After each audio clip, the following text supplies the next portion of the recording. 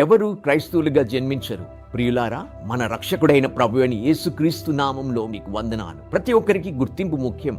చాలా మంది తమ మతపరమైన గుర్తింపు వంశం, తెగ లేదా ఆధ్యాత్మిక శక్తి విషయంలో గర్వపడతారు. సమాజాలు తరచుగా తెగలు లేదా మత సమూహాల చుట్టూ ఏర్పడతాయి. ఆ గుర్తింపును కాపాడటానికి సంప్రదాయాలు తరతరాలుగా అందించబడతాయి. క్రైస్తత్వం పుట్టుకతో గాని సంప్రదాయంతో గాని సంక్రమించదు, కానీ యేసుపై విశ్వాసము ద్వారా స్వీకరించబడుతుంది. దీనినే మరలా జన్మించటం లేదా పరిశుద్ధాత్మ ద్వారా తిరిగి జన్మించటం అని అంటారు. నూతన జన్మ అనగా మానవ ఆత్మ యొక్క పునర్జన్మ. 1 తెస్సలోనికీయులు 5:23 ప్రకారం మానవులకు ఆత్మ, ప్రాణం మరియు శరీరం ఉన్నాయి. ఆత్మ దేవునికి సంబంధించినది. ప్రాణంలో మనసు, సంకల్పం మరియు భావోద్వేగాలు ఉంటాయి. ఇవి నిర్ణయాలు తీసుకునే కేంద్రాలు.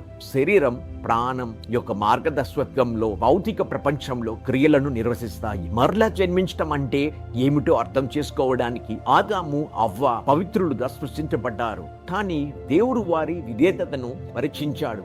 ఆదికాండము 2:16-17 ప్రకారం వారు మంచి చెడులు తెలివినిచ్చే చెట్టు తప్ప మిగతా అన్ని చెట్ల ఫలాలను తినవచ్చు, కానీ వారు స్వతంత్రంగా ఉండాలని ఎంచుకొని విఫలమయ్యారు. ఆదికాండము 2:17లో దేవుడు హెచ్చరించినట్లుగా వారి అవిధేయత ఆత్మీయ మరణానికి దారితీసింది. ఆత్మ మరియు శరీరం జీవించి ఉన్నప్పటికీ పాపము దేవునితో సహవాసాన్ని తెంచి మానవ ఆత్మను వేరు చేసింది. రోమా 5:12 ప్రకారం పాపం మరియు మరణం ఆదాము ద్వారా వచ్చి అందరికీ వ్యాపించాయి. ఏ ప్రయత్నం, మతం లేదా సంప్రదాయం మనలను పునరుద్ధరించలేకపోయాయి. దేవుడు మాత్రమే అలా చేశాడు. వాక్యం యేసులో శరీరధారై మన కొరకు మరణించి మన విమోచన కొరకు తిరిగి లేచాడు. ఎఫెసీయులకు 1:13-14 ప్రకారం తమ రక్షణ సువార్తను విని విశ్వసించేవారు యేసును మృతులలో నుండి లేపిన పరిశుద్ధాత్మతో బుద్ధించబడతారు. యోహాను 1:12-13 ప్రకారం యేసును స్వీకరించి ఆయన విశ్వసించేవారు రక్తము వలన గాని శరీరం వలన గాని మనుషుల ఇష్టము వలన గాని కాకుండా దేవుని వలన జన్మిస్తారు. కాబట్టి